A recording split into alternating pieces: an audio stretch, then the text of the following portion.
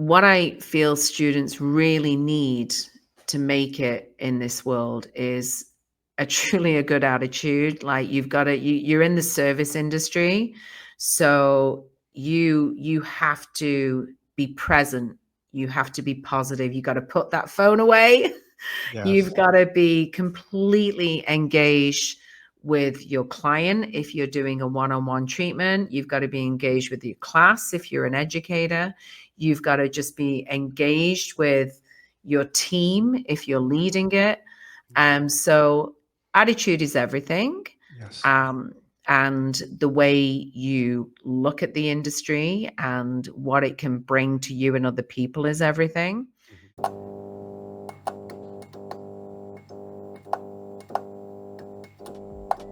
Welcome to Bellus Academy Beauty Beat, your guide to beauty, inspiration, motivation, and opportunities in the beauty industry.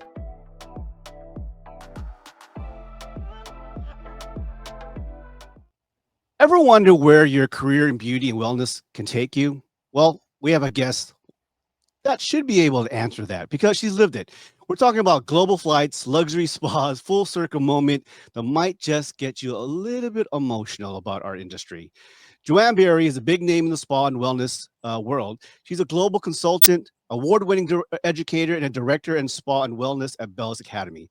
But recently, instead of heading to another high-end resort, she took a different trip, a kind of a trip that would bring back memories of yesteryear, one that brought her back to where it all started. Cue the headline. Inspirational boss jets back. Yep, Joanne returned to Wigan and Leigh College in the UK, where she studied beauty therapy way back in 1992.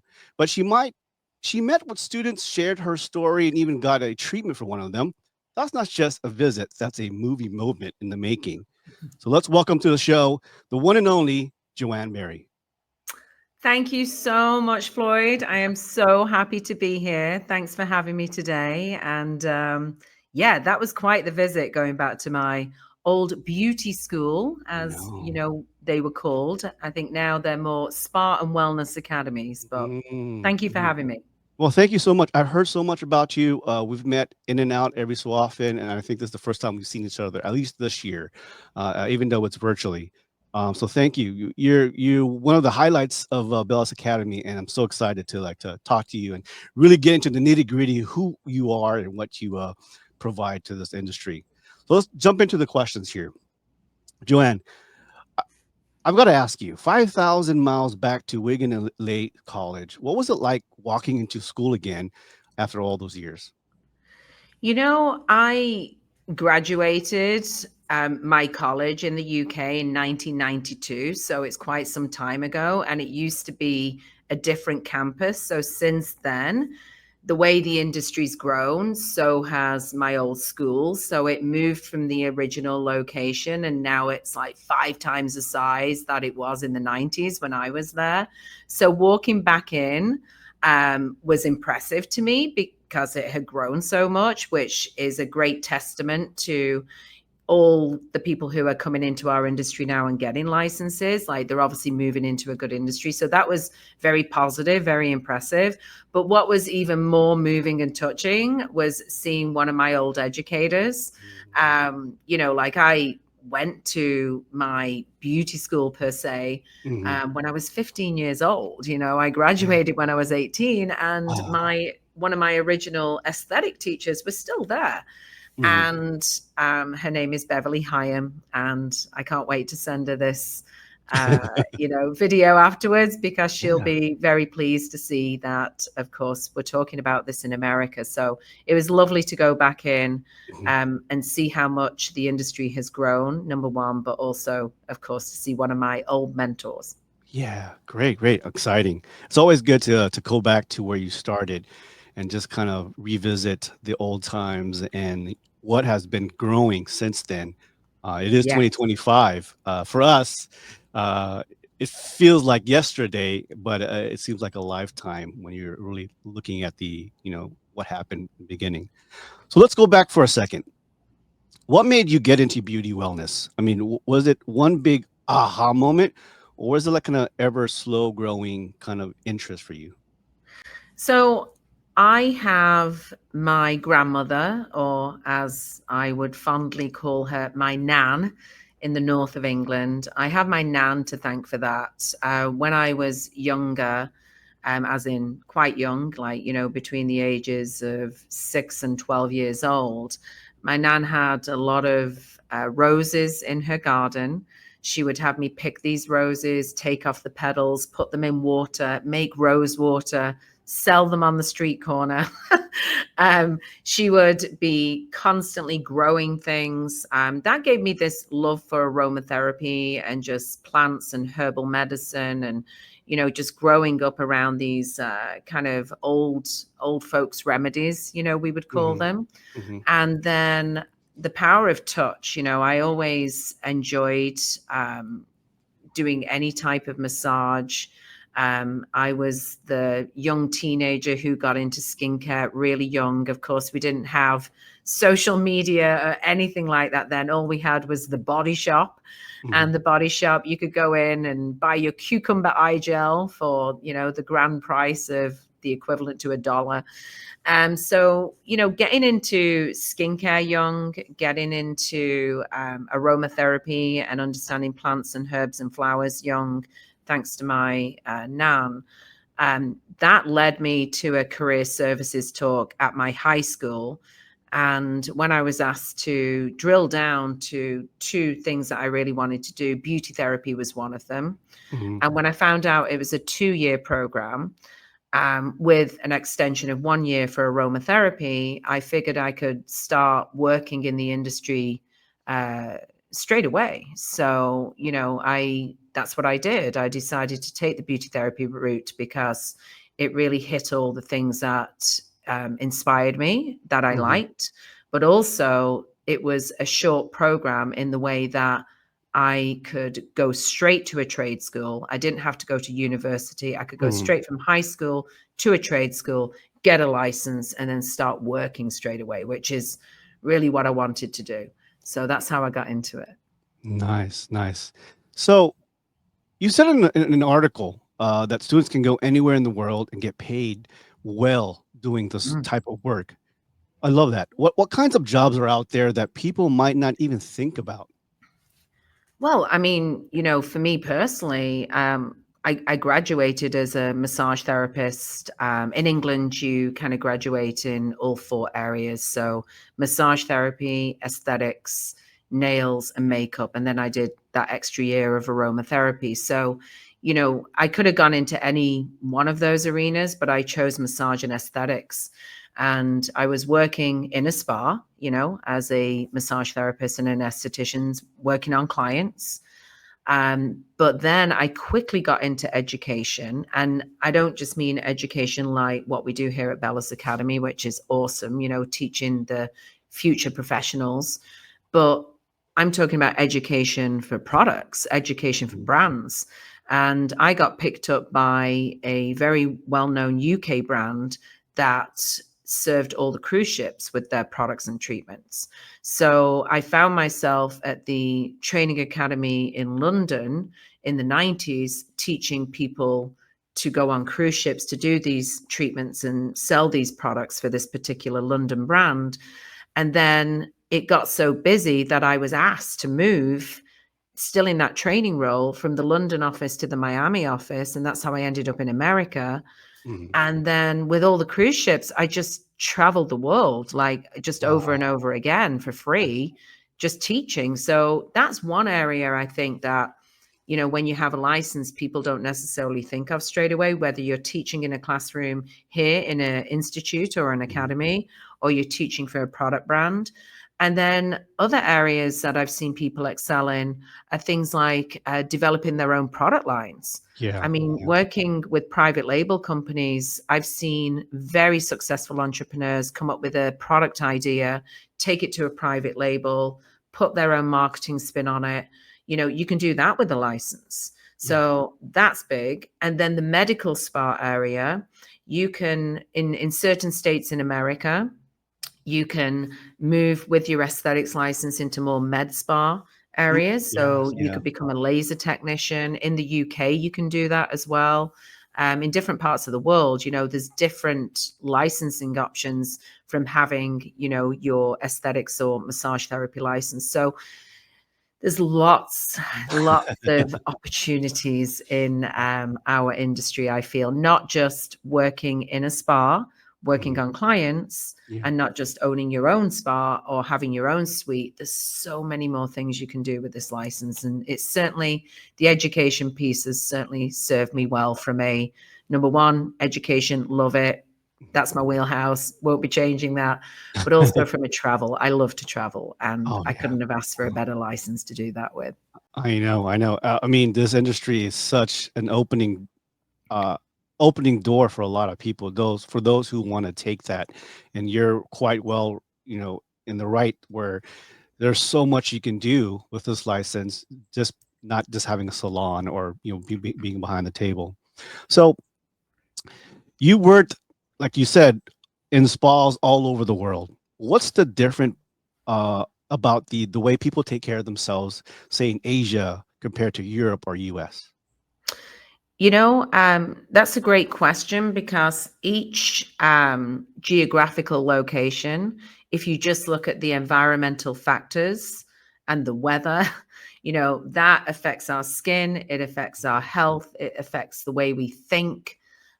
We all know, when winter hits, Mhm, our mood can change. We all know that if we're living in the desert, how our skin changes. mhm, So I find that skincare companies in particular, because that's an area I obviously focus in, they will change up their products and their ingredients to match the region. They'll change up the treatments to match the region. mhm, So depending on, where you're working, like for instance, when you're in Asia, I did a training in Hong Kong a couple of years ago, and it was all about brightening and lightening the skin. mhm, It's all about having that very much like a glass skin, if you will. Tone and texture is everything. Whereas you could be doing a training in New York City, and it's all about detoxification mhm, and cleanse skin and making sure your skin can breathe and is healthy, because you're living, right in the middle of New York. And mhm. then here in California, we're by the ocean. We have a little bit of humidity.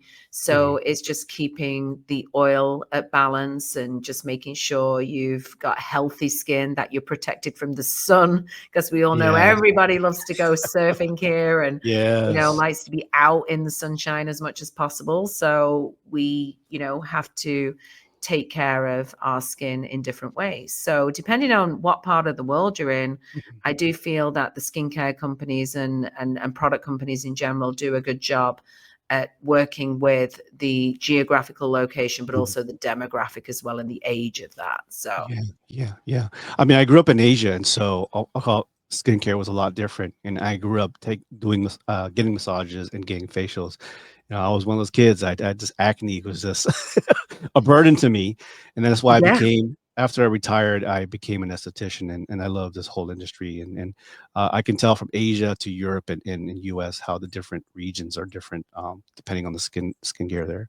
I think it's so cool, by the way, Floyd, that you're an esthetician, because you kind of understand, my language, and how Mhm. important it is to look after your skin. It's the only real coat we'll ever Yes. have in life, and Yeah. we've got to protect it. It Yes. really is. It really is what we show to the world. So, being an Exactly. esthetician yourself, you know how important this industry is, Oh, not yeah. only to Yeah. you, but to a lot of people out there. Yeah. Yeah. Well, thank you very much. Um, so you started your own business, the Wellness Education Hub. What made you create that, and what gap are you trying to fill within our industry? So the Wellness Education Hub, I've had that company now, gosh, it's coming up on 8 years, Mhm. and it came from the idea of providing good quality education in many different arenas, not just skincare, but with body care, with cancer care, with lymphatic drainage, with very specific subjects that not everybody is a master in, but there's a lot of masters out there. So, and I'm the first to say, I'm not a master of everything. I can be a master of one, but I can collaborate with many people who are masters in their particular areas. So the Wellness Education Hub, I developed that because working with different brands around the world and even schools like Bellus Academy, you're looking for people who excel in different areas. So for instance, I love to do massage. I love to do facials. I specialize in particularly like oncology aesthetics. So, and I partnered with somebody to do that. But then, lymphatic drainage, I've got the knowledge on lymphatic drainage, but then there's a master over here who that's all they do day in, day out. So the Wellness Education Hub is bringing educators together with all different skill sets and being able to provide the companies that need those skill sets with those trainers. So the gap it was going to fill was to provide companies that have certain skill sets they need to provide them with educators that fit those skill sets so that they don't have to employ trainers full time. They can book them for specific areas. So if they just want a presentation on oncology massage, for their company, then they can just hire one person from the Wellness Education Hub to do that piece. They don't need to put somebody on payroll full time for possibly sporadic trainings that may happen. So that's how I created it and why I created it, should I say.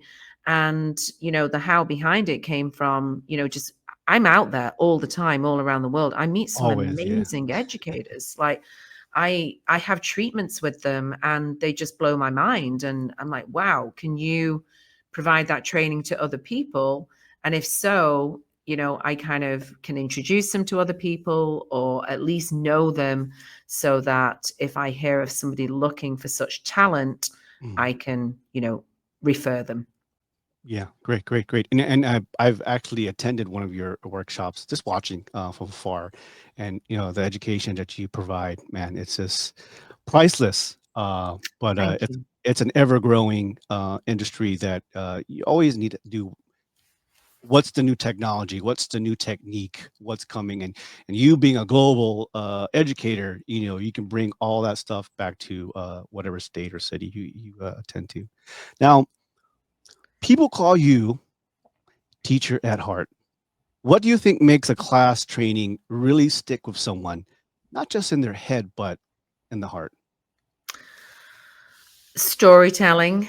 I think that's the meaning of life. If you've got, you don't have to have years of experience. You don't have to have global experience. It's not about that. But as you move through life and you gather these stories, like I find some of my best stories are from conversations I've had Yeah. with people in my classroom, people I've met around the world, sitting in a restaurant and talking to a stranger. I mean, it's all about the storytelling. I think that's what brings training to life. We can all, read from a textbook and present subject matter material.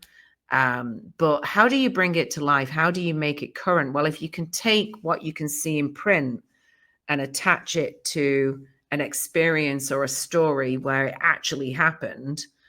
One perfect example that you just spoke about, you related, you were born in Asia, that you're an esthetician. That's what prompted you to look after your skin because of acne. That is a story. So when I'm talking about acne in a skincare classroom and I talk about Floyd and the journey he just told me, that now brings that subject to life. And I think that's what makes it more meaningful.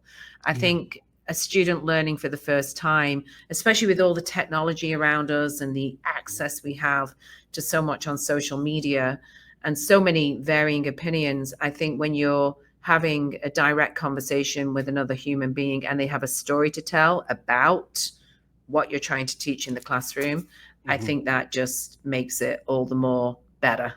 Yeah, yeah. And just having an open heart, open mind. Absolutely. I say that to all students, like, some of the subjects that I teach. I do have a business partner in this industry, and we go around the world teaching the oncology aesthetics and oncology massage piece, and we collaborate with a number of brands out there. So we meet people from all walks of life, but you just never know who's coming into your classroom and what they're going through. So what you just said, having an open heart and an open mind, and allowing the classroom to be a very safe space, and being approachable teachers. No question is wrong. The drill, Floyd. You've been there. It's like you've got to be approachable. You've got to allow people to feel like they can access you and ask questions and feel comfortable enough in a safe space of learning that no question is a wrong question. And I know people say that all the time, but with some of these subjects it can get pretty intense sometimes. So we want to make sure that we're still delivering the information and making sure people are confident and safe in some aspects, but that they're enjoying it and they feel like they can just be authentic and be genuine and just be themselves, and enjoy the experience of learning. That's what it's all about. It is. That's the journey of life. It's just learning all the time. Totally. Never stop learning, ever. Never, ever. You've won some pretty cool awards. And how does it feel to be recognized like that, especially in the field that's all about helping other people feel better? Yeah, I think you're talking about the Circadia Making a Difference Award. So that was just last December. And Circadia is one of the lines that we use here at Bellus Academy. And, they've worked with us for a number of years on many different initiatives.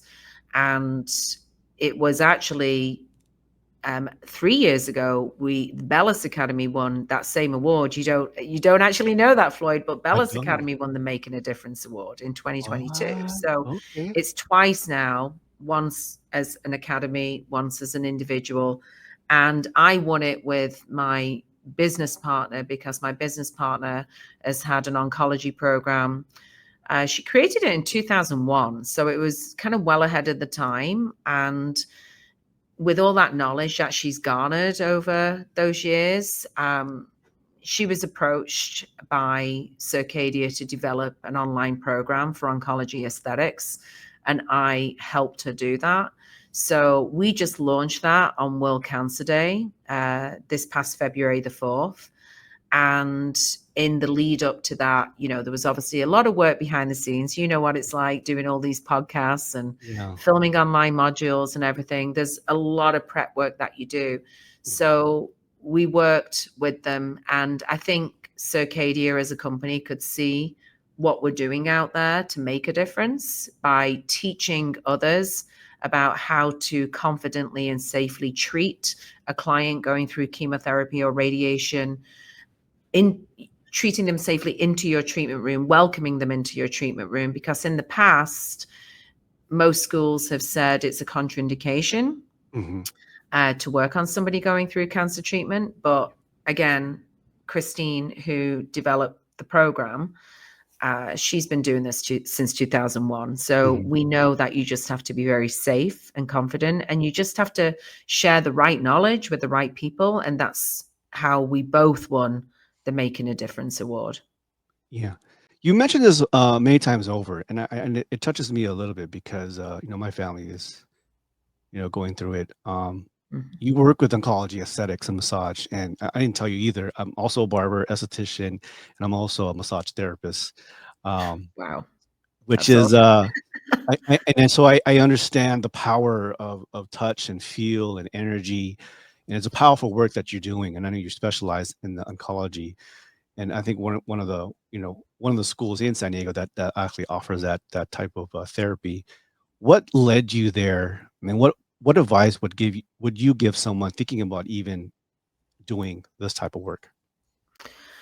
So when I graduated, again, going back to that first opening question, when I graduated in 1992, I was told by my teachers back then that it was a contraindication to work on anybody going through cancer treatment, because when you go through cancer treatment, like chemo, radiation, surgery, different drugs, different medications, it does a lot of things to your body. It does a lot of things to your brain. It does a lot of things to your skin. So it was always the notion that you could do two things if you gave somebody a massage. Now I know you're a massage therapist as well, Floyd. So if you gave someone a massage, you might hurt them, or you might spread the cancer around the body because of the lymphatic system. Yes. Well, we know this not to be true. But remember, I'm like 18 in 1992. Whatever my teachers are telling me, I'm taking out there in the industry, and I'm just going to, roll with that. Yeah. Fast forward to, I met Christine Clinton in 2009. And funnily enough, she was the ITech examiner for Bellus Academy. And she walked in as a proctor to do the ITech examination. This was before we became Sedesco. And she came in and she said hello, and she had an Irish accent. She's from Dublin. So, I'm from Manchester, England. When you meet somebody from, that part of the world, you immediately ask questions and you just get on. So anyway, that day we had a lunch, and she told me that, yes, she was an examiner for ITech, but she also had this program for oncology massage. And I found it fascinating. And I said to her straight away, well, I have always been told that you're not meant to be working on clients who are going through treatment because it can be quite dangerous and this and the other. Well, she just busted all those myths that day. And fast forward to 2015, she was raising her two sons, so she couldn't take this information global, if you will. So fast forward to 2015 is when she invited me to truly collaborate with her and really start to bring legs, if you will, to this training program just by talking about it. Because again, I've been programmed to not work on clients going through treatment. And now I have someone with hard science, medical data showing me that, yes, you can. Yes. So I got right behind it. That's how I got involved. I do have, Christine to thank for just opening up that door. And, since 2015, that's what, I've really been focused on, along with all the other trainings that I do for Bellus Academy and different brands out there. But the oncology piece, you've got to remember, Floyd, people were getting turned away from spas for a very long time. And they still are, they still are. There's still spas out there that haven't gone through the training. So from an insurance liability point of view, they just say, sorry, if you're in treatment, you can't actually have a treatment. If you're in cancer treatment, or if you're being treated for cancer, you can't have a facial, you can't have a massage, you can't have your nails done.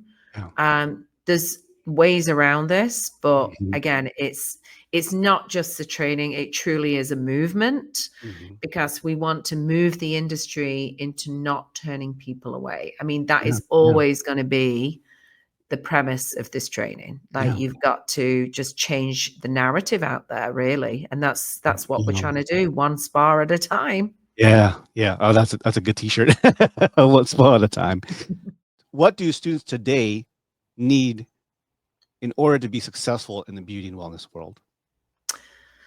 So I can tell you that when I graduated, I wasn't fully clear of my path at the time. I just happened to get involved on a work experience position in Manchester, and I met some pretty amazing women in that spa who ultimately became my mentors, who then led me into the world of education.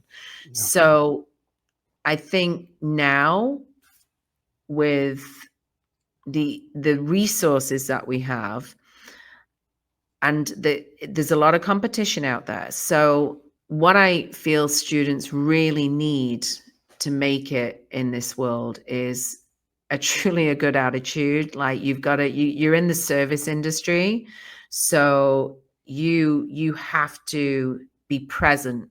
You have to be positive. You got to put that phone away. Yes. You've got to be completely engaged with your client if you're doing a one-on-one treatment. You've got to be engaged with your class if you're an educator.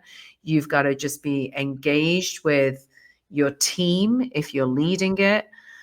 So attitude is everything. Yes. And the way you look at the industry and what it can bring to you and other people is everything. Mhm. So that's one area. And I think the second area is get yourself a really good mentor. Like start looking at who do you admire in the industry. I still have mentors to this day. Yeah. Clearly I've grown up with the industry, and now, you know, after my big birthday last year, I won't say which big birthday it was, but you can do the math. Yeah. You know, I've still got mentors who are now in Mhm. their 60s and 70s Yeah. and still advising me to this day on, you know, how to operate in the industry, Mhm. how to show up, how to write a proposal. Like, you know, different things have now evolved for me in my industry. I'm not, you know, doing treatments anymore. I'm working more on the global education route. So I think the attitude is one thing. Easier said than done, but you know, there's a heck of a lot of talk about, you know, being in the present moment, and it's so true with all the technology that we're surrounded by. So the attitude is a big thing. Yeah. But getting a mentor, people Mhm. kind of forget that.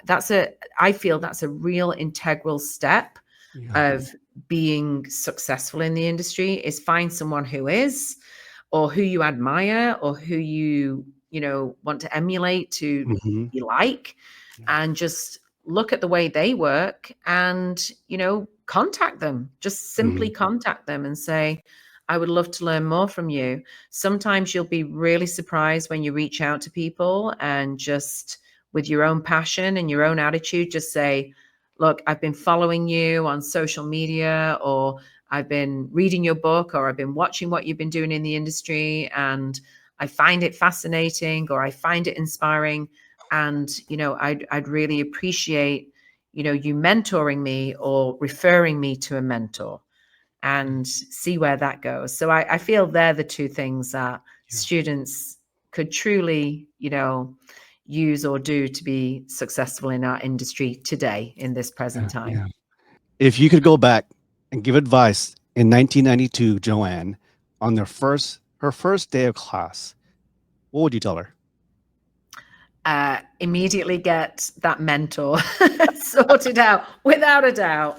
You know, I'm glad it came to me when it did, but I think if I'd gone into if I'd been strategic about it, let's say, if I'd gone into the classroom on day one and I'd already researched the industry a little bit with the resources that we had. Remember, we didn't have the internet and all those things. Yeah. Yeah. Crazy to Right. think, right? But you know, we just knew what we knew. So now in this day and age, on day one of class, like if you're going in, if you're going into a journey of aesthetics, find 3 aesthetic spas that you admire right now. Find 3 skincare experts that you admire right now.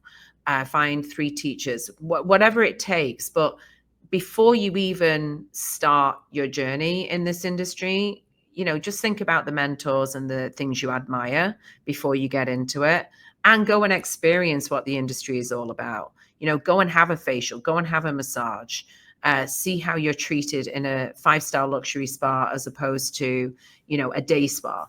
Find out where you want to be in the industry. So that's the advice I would give to myself. However, I'm not complaining, because without that advice, the journey's been amazing. You know, this is my 33rd year in the industry, and I haven't done anything else. I mean, this is what I love. Like, it's just gone from strength to strength. So that would be, honestly, I know that's kind of piggybacking on the last question, but I think if I'd strategically thought more about the mentor piece, I would have got started into that a lot earlier. I kind of picked up mentors along the way. Yeah. But again, happy to say that I've still got some of those mentors to this day who still advise me, and you know, they are so special to my career. So I can only thank them for finding them when I did. Well, thank you so much. Thanks for your time. It's always great talking to you, and hopefully I can meet you in person if you're still here. So I hope so, Floyd, and not behind the screen like this. But yeah, always a pleasure speaking to you. And yeah, thank you for having me on your podcast today. I really appreciate it.